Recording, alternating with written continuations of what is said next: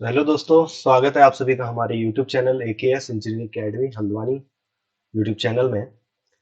तो बेसिकली हम लोग अपना TWQ प्रोग्राम स्टार्ट कर रहे हैं, थ्योरी विद क्वेश्चन, जिसमें हमने पिछले लेक्चर में मोहर सर्किल को जाना था और मोहर सर्किल बनाना सीखा था और मोहर सर्किल से कुछ हमने क्वेश्चंस को लगाया था कि किस टाइप से प्रीवियस ईयर क्वेश्चंस पूछे गए हैं मोहर सर्किल के अकॉर्डिंग। अगर आप उस वीडियो को देखना चाहते हैं तो डिस्क्रिप्शन में लिंक दिया गया है, आप उसमें जाके क्लिक करके उस वीडियो को देख सकते हैं। तो TWQ प्रोग्राम के तहत आज हम लोग नया चैप्टर स्टार्ट कर रहे हैं, दैट इज थर्मल स्ट्रेसेस। तो जैसे कि अगर हम बात करें थर्मल स्ट्रेसेस की, तो देखिए जो थर्मल स्ट्रेसेस है वो दो नाम से मिलके बना हुआ है। फर्स्ट आपको देखने को मिल रहा है थर्मल, जो कि डिनोट कर रहा है हीट या फिर टेम्परेचर को।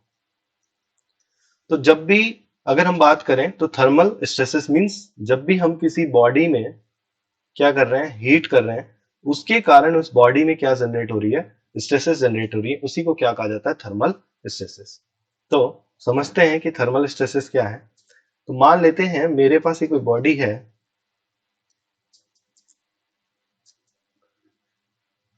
इस बॉडी की कोई ना कोई लेंथ होगी। मान लेते हैं इस बॉडी की लेंथ है L और इसका कोई ना कोई एरिया होगा, मान लेते हैं ए एरिया है। इसका कोई इनिशियल टेम्परेचर होगा, मान लेते हैं रूम टेम्परेचर पे है 25 डिग्री सेल्सियस पे।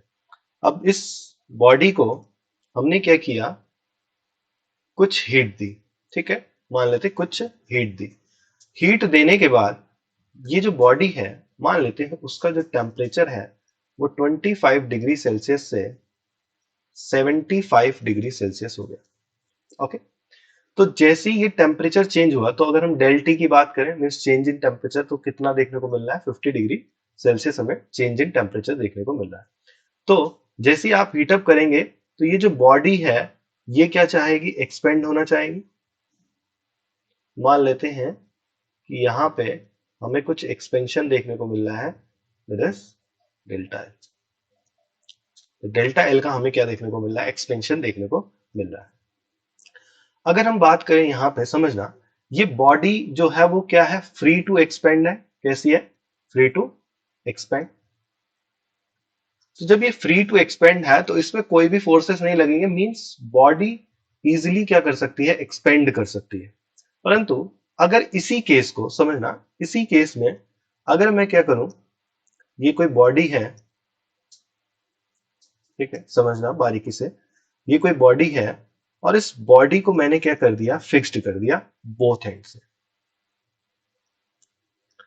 मैंने क्या किया, इसे फिक्स्ड कर दिया। सेम बॉडी है, इसको मैंने क्या कर दिया, दोनों एंड से कंस्ट्रेंट कर दिया है, फिक्स्ड कर दिया है, जिसकी लेंथ मान लो एल लेंथ। तो अगर अब आप इसको हीट देंगे, मींस हीट बढ़ाएंगे, तो इसके कारण यहाँ पे मान लो 25 डिग्री सेल्सियस इसका टेम्परेचर था और वो कितना हो गया, 75 डिग्री सेल्सियस टेम्परेचर हो गया। तो सेम चेंज इन टेम्परेचर आपका कितना है, 50 डिग्री सेल्सियस।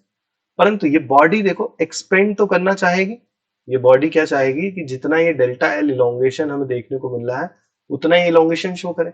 परंतु इसके दोनों एंड्स को हमने क्या कर दिया है, रिजिड कर दिया है। तो ये बॉडी जब एक्सपेंड करेगी तो जो वॉल है, ठीक है ना, वॉल पे एक फोर्स लगाएगी, बाहर को धकेलेगी वॉल को। परंतु वॉल इसको, क्योंकि ये फिक्स्ड है, तो वॉल इस पे, ठीक है, जो वॉल है वो इस पे क्या, एक इस डायरेक्शन को फोर्स लगाएगी, कुछ इस टाइप का। बात समझ आ रही है, तो यहां पे क्या लग गया, एक फोर्स।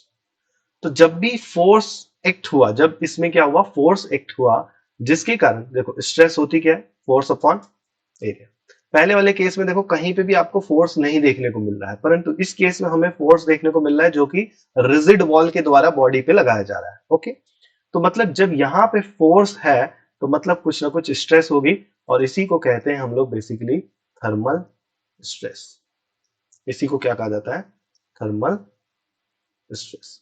तो थर्मल स्ट्रेस की डेफिनेशन क्या हुई, द स्ट्रेस डेवलप्ड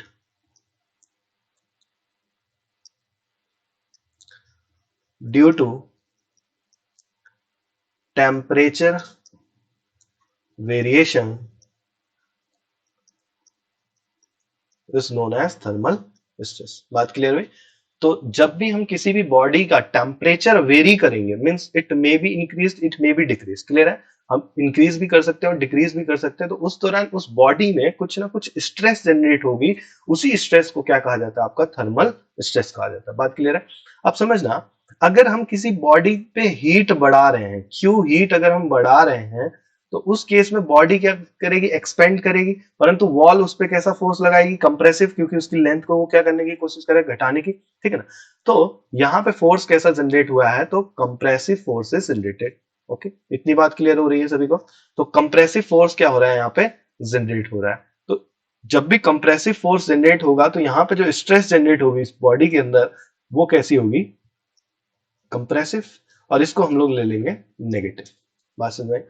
सेम अगर हम दूसरी कंडीशन कंसिडर करें, तो इस केस में, या हम पहले पहले वाले केस में बात करें, तो इस केस में बॉडी फ्री टू एक्सपेंड, मतलब इजीली एक्सपेंड हो सकती है, कोई भी रिस्ट्रिक्शन नहीं है, कोई भी रिजिड वॉल नहीं है, तो यहाँ पे कोई भी फोर्स जनरेट नहीं हो रहा है। दैट मीन्स यहाँ पे कोई भी थर्मल स्ट्रेन नहीं है, तो नो थर्मल स्ट्रेन। ओके, तो पहले वाले केस में हमने देखा कोई भी थर्मल सॉरी स्ट्रेस स्ट्रेन नहीं। One second, means no thermal stress. Okay, क्योंकि बॉडी क्या है? Easy to free to expand है, परंतु यहां पे हमें थर्मल स्ट्रेन देखने को मिली, तो मींस थर्मल स्ट्रेन क्या है? प्रेजेंट है। Okay, thermal strain is present.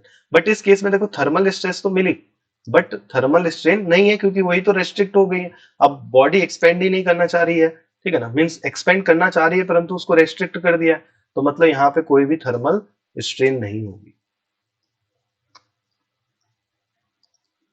Okay, तीसरे केस में, this is first case, this is second and third case. समझना, थर्ड केस में अगर हम बात करें, तो मैंने बोला ये है कोई बॉडी मेरे पास, मान लेते हैं ये कोई बॉडी है, और इस बॉडी को सेम हमने क्या किया है? फिक्स्ड किया है बोथ एंड से। अब इससे मैं क्या कर रहा हूं कि इस बॉडी से टेम्परेचर को रिजेक्ट किया जा रहा है, मतलब हीट को रिजेक्ट किया जा रहा है। मान लेते हैं इसका पहले टेम्परेचर था 50 डिग्री सेल्सियस, आपने इसका टेम्परेचर घटा के कितना कर दिया है? 25 डिग्री सेल्सियस। तो चेंज इन टेम्परेचर कितना है? -25 डिग्री सेल्सियस, क्योंकि हम लोग टेम्परेचर क्या कर रहे हैं? डिक्रीज कर रहे हैं। तो इसके कारण इस बॉडी में क्या है? ये जो बॉडी है वो क्या करना चाहेगी? श्रिंक करना चाहेगी, परंतु ये रिजिड बॉल के साथ जुड़ी हुई है, तो रिजिड बॉल इसे क्या करेगी? खींचेगी, मीन्स एक फोर्स लगाएगी, और ये फोर्स किस टाइप का लग रहा है? कि जो बॉडी को क्या कर रहा है? खींच रहा है। तो मतलब इस बॉडी में क्या जनरेट हो जाएगी? Thermal strain. क्या जनरेट हो जाएगी? थर्मल स्ट्रेन, क्योंकि आपने इलोंगेशन, जो मतलब जो कॉन्ट्रेक्शन हो रहा है, उसको रेस्ट्रिक्ट कर दिया रिजिड वॉल से। तो ये बॉडी श्रिंक तो करना चाह रही है, परंतु क्या है? रिजिड है, फिक्स्ड है। तो इसके कारण यहाँ पे कोई भी मीन्स जो थर्मल स्ट्रेन है वो नहीं देखने को मिलेगी। परंतु अगर हम बात करें, तो यहाँ पे क्या जनरेट हो जाएगी? Thermal stress. क्या जनरेट हो जाएगी? थर्मल स्ट्रेस, वो भी किस नेचर की? Tensile nature. ओके, बात क्लियर हुई?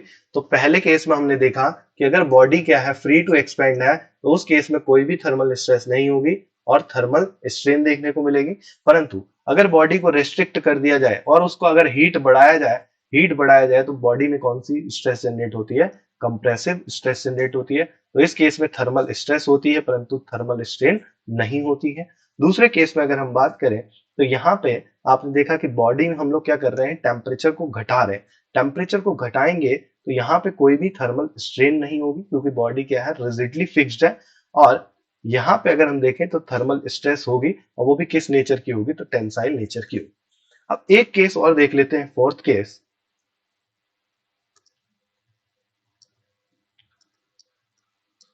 कि अगर कोई बॉडी है और इस बॉडी को अगर हम एक एंड से फिक्स कर रहे हैं, तो जब हम बॉडी को एक एंड से फिक्स करें और बॉडी को क्या किया जाए? हीट दी जाए, क्यों हीट दी जाए? तो उस दौरान बॉडी एक साइड से क्या हो जाएगी? एक्सपेंड हो जाएगी। मींस यहां पे आपको कोई ना कोई इलोंगेशन देखने को मिलेगा। इस केस में बाइलेटरल इलोंगेशन देखने को मिला, बाइलेटरल इलोंगेशन, बात समझ में आ रही है। यहां पे क्या था, बाइलेटरल दोनों साइड में इलोंगेशन हो रहा था, परंतु इस केस में आपको यूनिलेटरल इलोंगेशन देखने को मिल रहा है। दिस इज यूनिलेटरल इलोंगेशन, क्योंकि बॉडी जो है वो एक ही सिरे से मींस एक ही साइड से क्या हो रही है, इलोंगेट हो रही है। तो इस केस में भी अगर मैं बात करूं तो यहां पे भी कोई थर्मल स्ट्रेस नहीं होगी, क्योंकि body is free to expand. जब भी बॉडी फ्री टू एक्सपैंड होगी तो उस केस में आपको कभी भी कोई भी स्ट्रेस देखने को नहीं मिलने वाली है। तो नो थर्मल स्ट्रेस, ठीक, no thermal stress, but thermal strain होगी, ये प्रेजेंट रहेगी। बात क्लियर हो गई। तो ये कुछ 4 केसेस से हमने जाना कि थर्मल स्ट्रेस किस टाइप से एक्ट करती हैं। तो जब रेस्ट्रिक्टेड होगी बॉडी तभी आपको थर्मल स्ट्रेस देखने को मिलेगी। टेम्परेचर बढ़ाएंगे तो नेक्स्ट स्लाइड में देखते हैं कि अगर हम किसी बॉडी का टेम्परेचर बढ़ा रहे हैं, मीन्स हीट बढ़ा रहे हैं, हीट बढ़ने से बॉडी में क्या बढ़ रहा है, टेम्परेचर बढ़ रहा है। टेम्परेचर बढ़ेगा तो उस दौरान किस टाइप की स्ट्रेस जनरेट होगी, और बॉडी कैसी है, फिक्स्ड है। फिक्स्ड के केस में ही हमेशा क्या होगी, स्ट्रेस होगी। तो टेम्परेचर बढ़ेगा तो जो स्ट्रेस है वो कौन सी होगी, कंप्रेसिव। ओके। और अगर आप हीट को घटाएंगे मीन्स रिजेक्ट करेंगे तो टेम्परेचर भी क्या होगा, घटेगा, और स्ट्रेस जो जनरेट होगी वो कैसी होगी, टेंसाइल। और इसी को अगर हम फ्री टू एक्सपेंड में देखें, फ्री टू एक्सपैंड, अगर आप हीट बढ़ा रहे हैं, ठीक है, तो टेम्परेचर क्या होगा, बढ़ेगा। टेम्परेचर बढ़ेगा तो बॉडी क्या होगी, एक्सपैंड होगी। मींस किस टाइप की स्ट्रेन आ रही है, टेंसाइल स्ट्रेन। ओके, कैसी स्ट्रेन आएगी, टेंसाइल स्ट्रेन। अगर आप हीट निकाल रहे हैं, रिजेक्ट कर रहे हैं, टेम्परेचर क्या होगा, घटेगा, तो स्ट्रेस जो जनरेट होगी वो सॉरी स्ट्रेन जो जनरेट होगी, क्योंकि यहाँ पे स्ट्रेस तो नहीं होगी, क्या होगी, स्ट्रेन, और वो भी कैसी होगी, कंप्रेसिव नेचर की। ठीक है, कंप्रेसिव स्ट्रेन। एंड दोनों केसेस में नो स्ट्रेस, और इन दोनों केसेस में नो स्ट्रेन, यहां पे कोई स्ट्रेन नहीं होगी। कौन सी, थर्मल स्ट्रेन। चल अब समझना, इसके आगे मैंने क्वेश्चंस लगाए हैं, 10-15 क्वेश्चंस है, तो उससे आपको और क्लियरिटी मिल जाएगी किस टाइप से हम लोग इसको सॉल्व करें। समझना, और सबसे पहले मैं अगर निकालू कि ये इलोंगेशन होगा कितना, तो elongation in a bar due to temperature variation.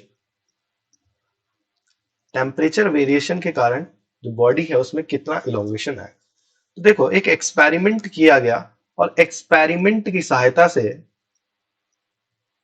हमने कैलकुलेट किया इलोंगेशन। इलोंगेशन क्या होता है, delta L, that is change in length. Okay, तो मान लेते हैं ये कोई बॉडी है, मैंने बोला मान लेते हैं इसकी लेंथ है एल, और मैंने एक बार ली जो कि सेम क्रॉस सेक्शन एरिया की है, बट इसकी लेंथ जो है इससे क्या है, ज्यादा है। अगर इसको मैं मान लेता हूं L2 है, तो ये मेरा L1 है, एंड मैंने बोला L2 is greater then L1। L2 क्या है, L1 से ग्रेटर है। ओके, यहां तक बात क्लियर हो रही है। तो ये देखा गया कि अगर हम सेम टेम्परेचर डेल्टा टी दोनों में सेम बढ़ा रहे हैं, कि अगर इसमें मान लो 50 डिग्री सेल्सियस है, ठीक है, इसमें भी आपका कितना है, delta T 50 degree Celsius, means मान लेते हैं 25 डिग्री सेल्सियस से 75 डिग्री सेल्सियस इसका भी टेम्परेचर बढ़ा है, और 25 डिग्री सेल्सियस से इसका भी हमने 75 डिग्री सेल्सियस टेम्परेचर बढ़ाया। तो देखा गया जो इलोंगेशन है, ठीक है ना, जो इलोंगेशन है वो लेंथ के डायरेक्टली प्रोपोर्शनल आया।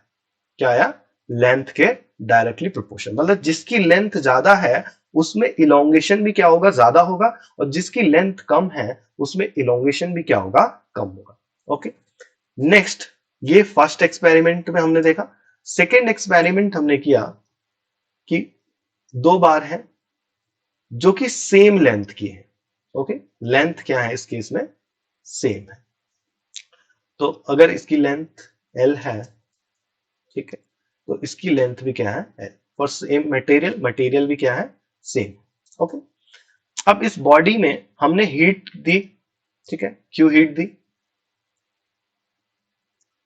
अब इसको मैंने 25 डिग्री सेल्सियस से 75 डिग्री सेल्सियस, और इसे मैंने 25 डिग्री सेल्सियस से 100 डिग्री सेल्सियस हीट अप किया। तो जाहिर सी बात है जिसमें टेम्परेचर ज्यादा चेंज हो रहा है उसका इलोंगेशन भी क्या होगा, ज्यादा होगा। तो यहां से दूसरे कंडीशन हमें मिली that delta L is directly proportional to del T. जितना ज्यादा del T mean change in temperature, उतनी ज्यादा क्या होगी, इलोंगेशन। अगर इन्हीं दोनों को कंबाइंड कर दिया जाए, कंबाइंड, तो जब हम इसे कंबाइन करेंगे तो हमें पता लगा delta L is directly proportional to L and delta T. और जब भी एक प्रोपोर्शनल का साइन हटता है तो क्या आता है, एक इक्वल टू और एक कांस्टेंट। तो इक्वल टू और कांस्टेंट आया अल्फा एल डेल्टा टी। यहां तक बात क्लियर हुई। तो यहां से आपको पता लगा that elongation is equal to alpha L delta T, where alpha is the linear coefficient of thermal expansion।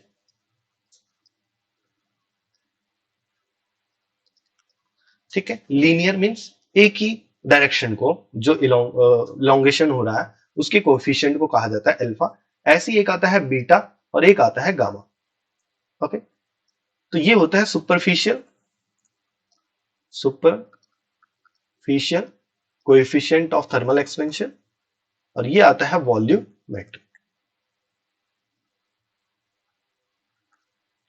Volumetric coefficient of thermal expansion. ठीक है, अल्फा बीटा गामा। अब इससे एक क्वेश्चन पूछा जाता है कि अल्फा बीटा गामा का रेशियो क्या होता है। तो alpha ratio beta ratio gamma that is 1:2:3। जैसे कि समझना, अगर मैं बात करूं स्टील के लिए, तो स्टील के लिए अल्फा होता है 12 × 10⁻⁻6 पर डिग्री सेल्सियस। तो इसका अगर मुझे बीटा निकालना है, सुपरफिशियल देखो किसको डिफाइन कर रहा है, एरिया, क्योंकि जब आप हीट करोगे तो उसकी लेंथ में भी इंक्रीमेंट होगा, उसके एरिया में भी इंक्रीमेंट होगा। अब लेंथ में इंक्रीमेंट, एरिया में इंक्रीमेंट, तो टोटल क्या हो गया, उसका वॉल्यूम में भी इंक्रीमेंट देखने को मिलेगा। तो इसका जो बीटा है वो कितना हो जाएगा, फिर बीटा कितना है, 1:2:3 में। अगर ये वैल्यू 1 है तो बीटा की 2 है, तो क्या हो जाएगा बीटा स्टील के लिए। तो क्या कर देंगे 12 इंटू 10⁻⁻6 इंटू 2, तो कितना हो जाएगा 24 इंटू 10⁻⁻6 पर डिग्री सेल्सियस। सेम गामा की बात की जाए तो गामा स्टील के लिए कितना हो जाएगा 36 इंटू 10⁻⁻6 इंटू 10⁻⁻6 पर डिग्री सेल्सियस। यहां तक बात क्लियर हुई। व्हाट इज अल्फा, इस फॉर्मूले को ध्यान रखना, that thermal elongation is equal to alpha L delta T, where alpha is the linear coefficient of thermal expansion, L is the length of the bar and delta T is the change in temperature। Okay, चल next आते हैं अपने point पे। तो next देखो, कभी पूछ देता है थर्मल स्ट्रेन, बोल देगा थर्मल स्ट्रेन, और आप ऑप्शन दिया होगा अल्फा एल डेल्टा टी। तो बहुत से लोग क्या करते हैं, अल्फा एल डेल्टा टी को ही स्ट्रेन मान लेते हैं, परंतु स्ट्रेन अलग चीज है। स्ट्रेन होती है यूनिट लेंथ में इलोंगेशन। स्ट्रेन क्या होती है कि यूनिट लेंथ में कितना इलोंगेशन होता है उसी को स्ट्रेन कहा जाता है। तो स्ट्रेन की बात करें तो that is change in length upon original length. तो अगर हम बात करें चेंज इन लेंथ, अभी निकाला हमने alpha L delta T with the help of experiment divided by length. तो लेंथ से लेंथ क्या हो जाएगी, कैंसिल। तो thermal strain that is equal to alpha delta T.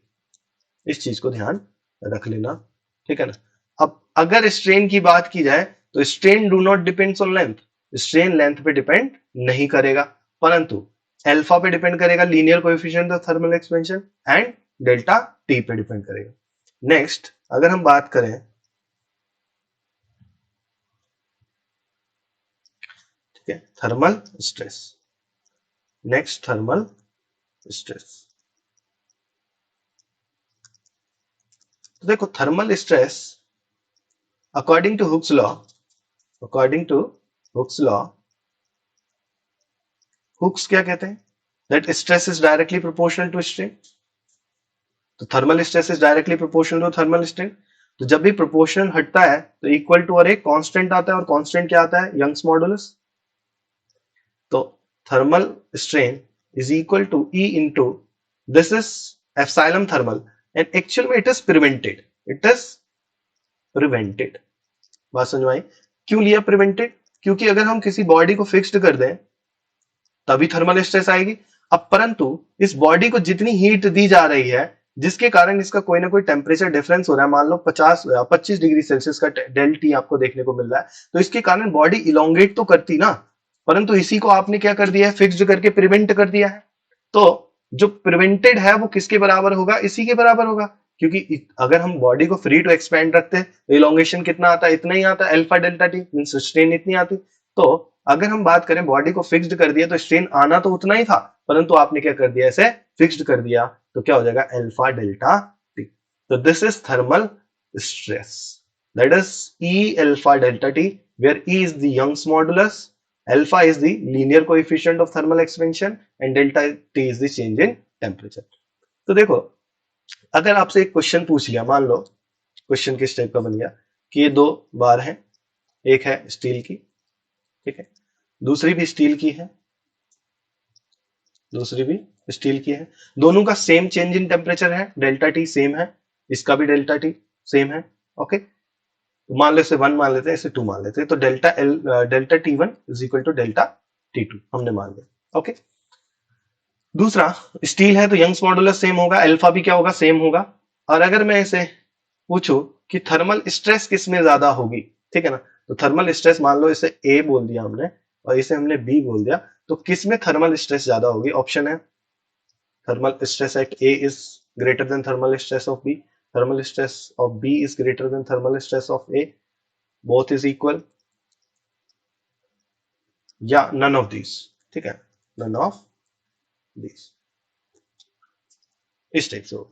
तो आपको पता है कि हमें फॉर्मूला क्या लगना है? E alpha delta T, E same है, अल्फा सेम है, डेल्टा टी सेम है, तो दोनों में स्ट्रेस क्या होगी? सेम होगी। दूसरा याद रखना कि कभी भी थर्मल स्ट्रेस आपकी लेंथ पे डिपेंड नहीं करती है। किस पे डिपेंड नहीं करती है? लेंथ पे। चलिए फिर आगे क्वेश्चंस लगाते हैं और क्वेश्चन से समझते हैं कि थर्मल स्ट्रेसेस में हमने अभी तक कितना जाना और इससे कितने क्वेश्चंस हम लोग लगा पा रहे हैं, ओके। तो देखिए सबसे पहला क्वेश्चन क्या बोल रहा है, सबसे पहला क्वेश्चन देखो, if a part is constrained to move and heated it will develop. तो क्या बोल रहा है, एक पार्ट है जिसे कंस्ट्रेन्ड किया गया है और इसे क्या कर रहे हो आप? हीट दे रहे हो, ठीक है ना, हीट दे रहे हो।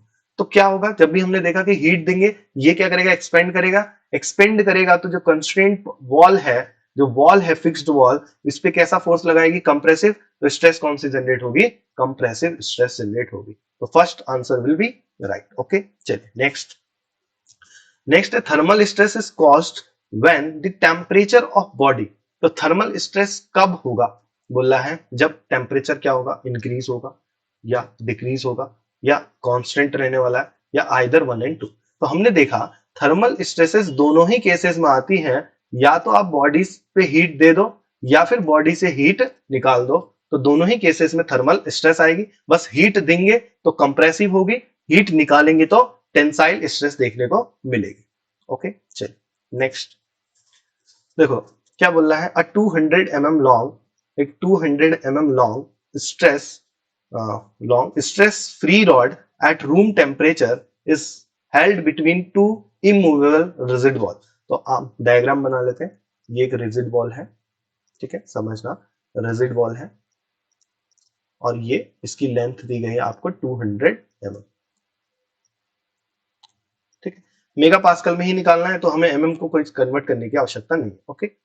बोल रहा है the temperature of the rod is uniformly raised by 250 degree Celsius. तो आपको डेल टी दे दिया change in temperature, that is 250 degree 50 degree Celsius, okay. Next हमें लेंथ गिवन है कितना?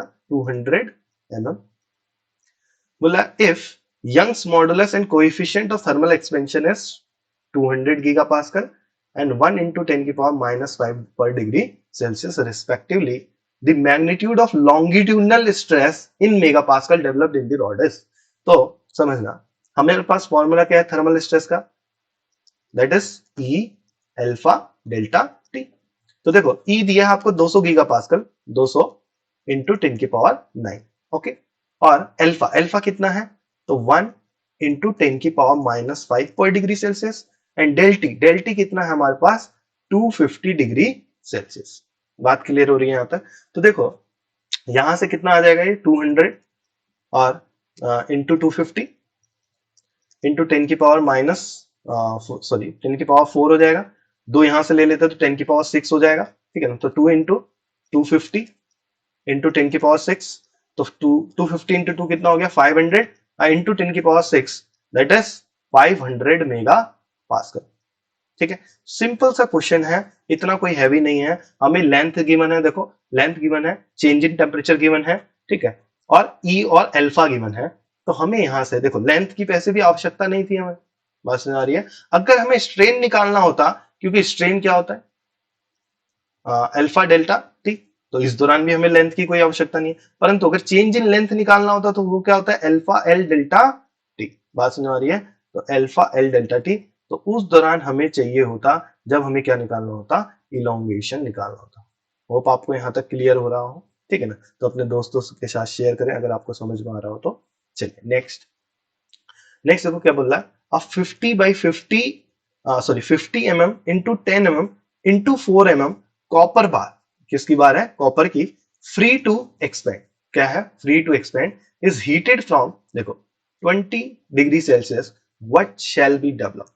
तो क्या चीज डेवलप्ड होगी, हमने बोला एक बार है जिसका डायमेंशन आपको दिया गया है, ठीक है, 50 बाई,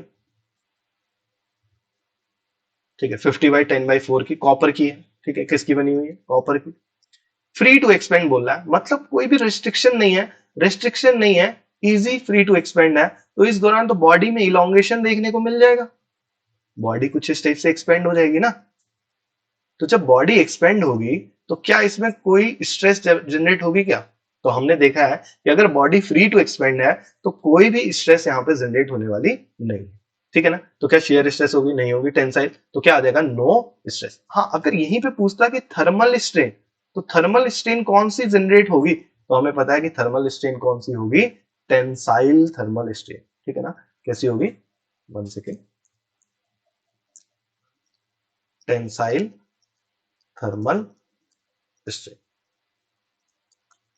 बट स्ट्रेस क्या होगी, नो स्ट्रेस। ओके बात क्लियर। चलिए, और दूसरा, आपको पूरे क्वेश्चन में ये चीज देखनी थी, बस यही था कॉन्सेप्ट, फ्री टू एक्सपेंड। अगर ये पकड़ लिया तो बस हो गया, उसके आगे पढ़ने की कोई आवश्यकता नहीं है। थर्मल स्ट्रेस के बारे में पूछ रहा है तो सीधे लगा दो 0। चल नेक्स्ट देखो, स्टील क्यूब, बोला एक स्टील का क्यूब है, ठीक है, तो ये क्यूब है,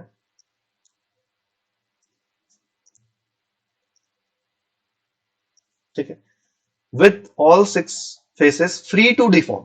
क्या बोल रहा है, जितने भी 6 फेसेस हैं वो इजिली क्या कर सकते हैं, डिफॉर्म कर सकते हैं, मतलब एक्सपैंड हो सकती है बॉडी। ओके, तो क्या बोल रहा है, has Young's modulus E, Poisson's ratio nu, and and coefficient of thermal expansion alpha, the pressure hydrostatic stress developed within the cube when it is subjected to a uniform increase in temperature delta T is given।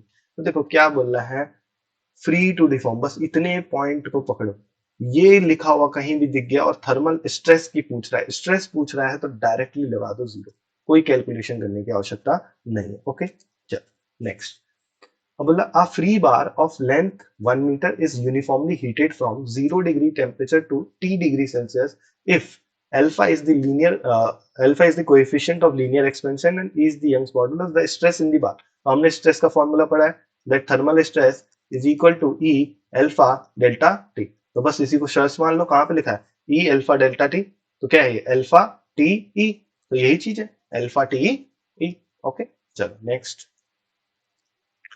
Next क्या बोल रहा है, what will be the effect on stress due to temperature change. तो क्या effect पड़ेगा stress में temperature change में, तो body elongate if temperature rises, body elongate if temperature decreases, body shorten if temperature rises, what will be the effect on stress due to temperature change. तो जब body में क्या हो रहा है, टेम्परेचर चेंज हो रहा है, तो body elongate if temperature rises, ठीक है ना। तो ये क्या होगा,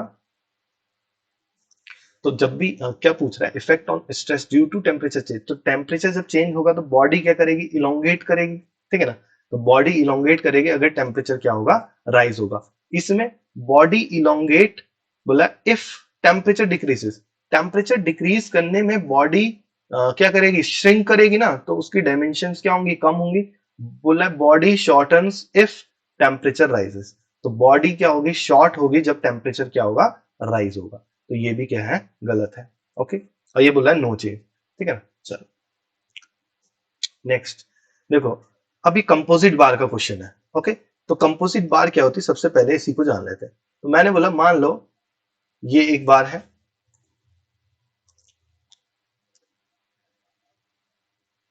और एक बार ये है, दोनों बार को हमने क्या कर दिया, यहाँ पे वेल्ड कर दिया। ओके, यहाँ पे हमने दोनों बार को क्या कर दिया, वेल्ड कर दिया। एक बनी है मान लो स्टील की और दूसरी बनी है कॉपर की। अब इसको आप क्या कर रहे हो, हीट दे रहे हो। हीट दोगे तो यहाँ पे क्या देखने को मिलेगा, एक्सपेंशन देखने को मिलेगा। ये क्या है, फ्री टू एक्सपेंड है, इजिली क्या करेगी, एक्सपेंड करेगी। परंतु समझना कि जो हमारे पास बॉडी जिसका अल्फा ज्यादा होगा, अल्फा का मतलब होता है कि बॉडी 1 डिग्री सेल्सियस में कितना इलोंगेशन शो कर रही है, ठीक है ना, मतलब कितना एक्सपेंड हो रही है या कॉन्ट्रैक्ट हो रही है। तो जिसका अल्फा ज्यादा होगा, जिसका अल्फा मान लो ज्यादा होगा, तो उसमें इलोंगेशन भी क्या होगा, ज्यादा होगा। और जिसका अल्फा क्या होगा, कम होगा, तो उसमें इलोंगेशन भी क्या होगा, कम होगा।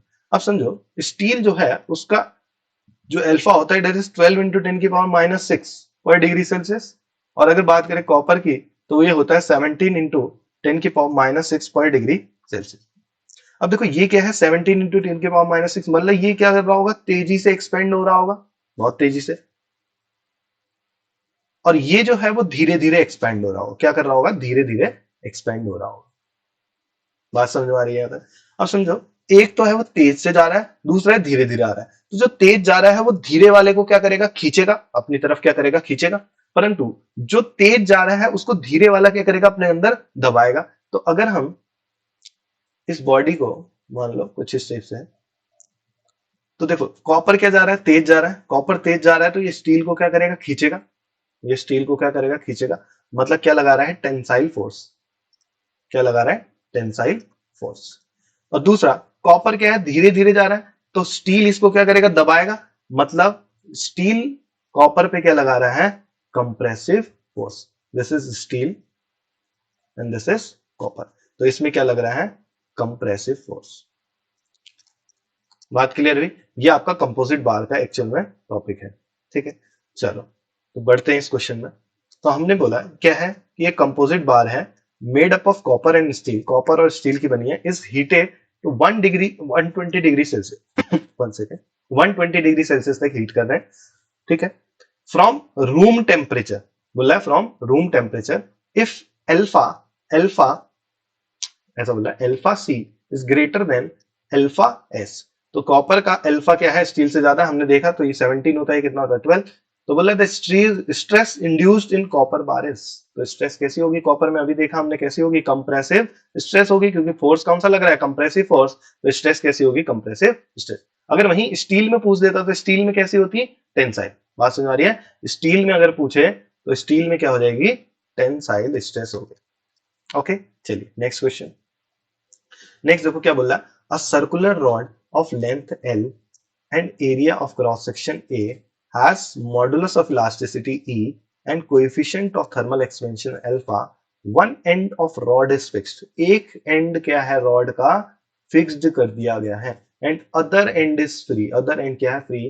If the temperature of rod is increased by del T, तो del T आपने टेम्परेचर को इंक्रीज किया। अब ये बार कैसी है आपकी, एक सिरे से क्या है, फिक्स्ड है। तो यहाँ पे हमने देखा था कि क्या आएगी, यूनिलेटरल स्ट्रेन आएगी। यूनिलेटरल मींस एक ही साइड को स्ट्रेन देखने को मिलेगी, ठीक है ना। तो क्या है, स्ट्रेस हो गई क्या, नो स्ट्रेस, क्योंकि क्या है, free to means free to क्या है, एक्सपेंड है, तो कोई स्ट्रेस नहीं होगी।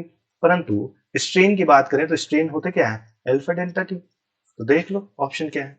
तो बोला पहला stress developed in rod is, तो स्ट्रेस तो होगी नहीं, ये ऑप्शन गलत। बोला बोथ स्ट्रेस एंड, तो स्ट्रेस नहीं होगी, केवल स्ट्रेन तो होगी, ठीक है ना। बोला stress developed in rod is 0, एकदम सही। दूसरा, strain developed in rod is alpha delta T, हमने देखा अल्फा डेल्टा टी। ओके, चलिए नेक्स्ट। होप आपको समझ में आ रहा है, नहीं आ रहा है तो आप कमेंट में लिख के बता सकते हैं कि कहां पे कोई दिक्कत हो रही है, उसको पूरी सुधारने की कोशिश की जाएगी। ओके, चलिए देखिए नेक्स्ट बोला, a steel bar of 8 mm is heated from 10 degree Celsius 25 degree Celsius and the bar is free to, बोला ना जैसे ही फ्री टू एक्सपेंड दिख गया, आगे पढ़ने की कोई आवश्यकता नहीं है, सीधे क्या लगा दो, नो स्ट्रेस। क्योंकि क्या पूछ रहा था, स्ट्रेस पूछ रहा था ना, कि स्ट्रेस क्या जनरेट होगी, यहाँ पे स्ट्रेस स्ट्रेस लिखा है, तो सीधे क्या हो गया, नो स्ट्रेस। ओके, चलिए नेक्स्ट देखो, नेक्स्ट क्या बोल रहा है, an elastic bar of length L, uniform cross section area A, coefficient of thermal expansion alpha, Young's modulus E, fixed at 2n।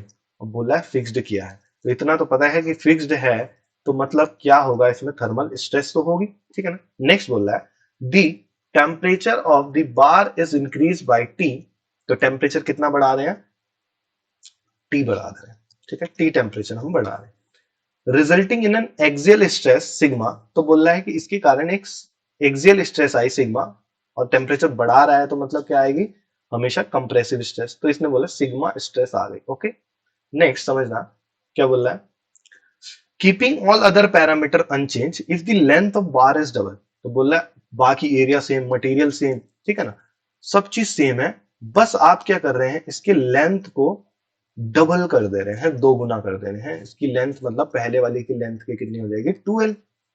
तो बोल रहा है इसमें जो स्ट्रेस है वो कितनी जनरेट होगी, तो हमने देखा है stress, thermal stress that is E alpha delta T, तो ये ई तो चेंज नहीं किया, अल्फा भी चेंज नहीं किया, चेंज इन टेम्परेचर भी चेंज नहीं है, केवल लेंथ को दो गुना कर दिया है, तो भैया लेंथ को कितना भी गुना कर दे, हमेशा थर्मल स्ट्रेन क्या होगी, सेम ही जनरेट होगी, ठीक है। ये चीज मैंने आपको पहले भी बता दी थी, और यहाँ पे आप खुद ही देख सकते हो क्वेश्चन भी पूछा गया है। ओके, चल नेक्स्ट बोला है, a solid steel cube constrained on all 6 faces, सभी फेसेस से कंस्ट्रेंड है। इससे पहले वाले केस में देखा था तो वो बोला था फ्री टू एक्सपेंड है, क्लियर है।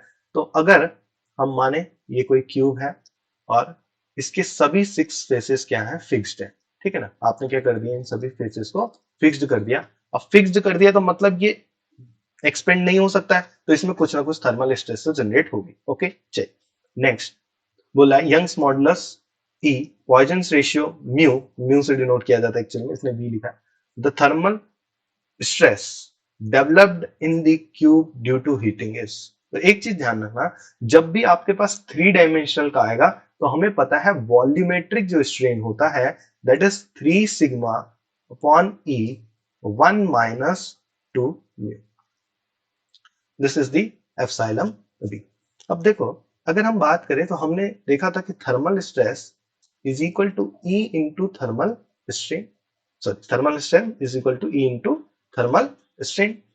तो अगर मैं थर्मल स्ट्रेन निकालूं तो क्या हो जाएगा, थर्मल स्ट्रेस अपॉन ई, और थर्मल स्ट्रेस का फॉर्मूला क्या होता है, ई अल्फा डेल्टा टी अपॉन क्या हो गया, ई, ई से ई क्या हो जाएगा, कैंसिल। अब देखो यहाँ पे अल्फा, अब यहाँ पे हम वॉल्यूमेट्रिक की बात करें तो हमने देखा था ना gamma, alpha ratio beta ratio gamma कितना होगा, तो 1:2:3 अभी बात की थी, तो मतलब जो गामा है दैट इज 3 टाइम्स अल्फा, कह सकते हैं। तो यहाँ पे जो गामा आएगा, क्योंकि हम लोग वॉल्यूमेट्रिक की बात करें तो स्ट्रेन कौन सी आएगी, वॉल्यूमेट्रिक स्ट्रेन, तो क्या हो जाएगा, इसके बदले में क्या लिख सकता हूँ, 3 अल्फा डेल्टा टी। ओके, तो यहीं पे बस इस एप्सिलॉन बी की वैल्यू को पुट कर लें, ये एप्सिलॉन बी है, तो क्या आ जाएगा 3 alpha delta T, 1 second, epsilon B thermal, ठीक है, चलो ठीक है, तो is equal to 3 sigma upon E into 1 minus क्या हो गया, 2 म्यू। तो देखो 3 से 3 क्या हो गया, कैंसिल हो गया, तो थर्मल स्ट्रेस ये निकालने ना, stress thermal stress that is equal to, यहां से क्या आएगा, E alpha delta T upon 1 minus